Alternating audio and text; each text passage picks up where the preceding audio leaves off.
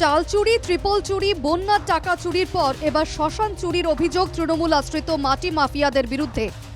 মালদার হরিশ্চন্দ্রপুরের মহেন্দ্রপুর গ্রাম পঞ্চায়েতে জমিদারদের দান করা শ্মশানের জমি লুট করার অভিযোগ উঠল তৃণমূল আশ্রিত জমি মাফিয়াদের বিরুদ্ধে।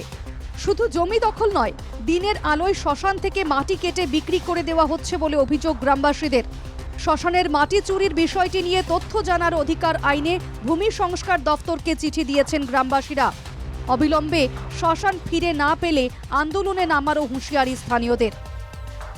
জমিদাররা যে আমাদের শ্মশানের নামে জমি দিয়েছিল, সেই জমিদারের নাম কেটে দিয়ে নিজের নামে করে নিয়েছে।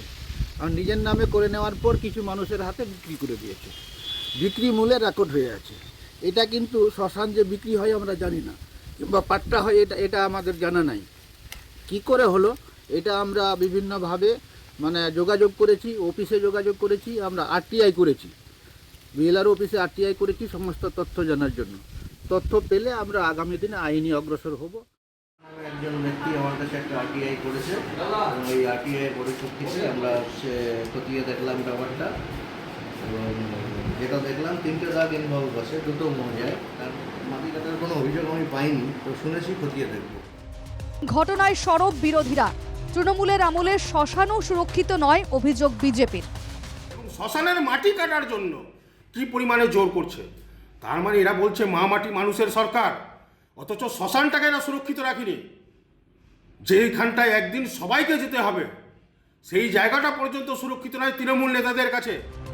লোকসভা ভোটের আগে এমন ঘটনা প্রকাশ্যে আসায় চরম অস্বস্তিতে শাসক দল। ঘটনাটা সত্যি নিন্দনীয়জনক।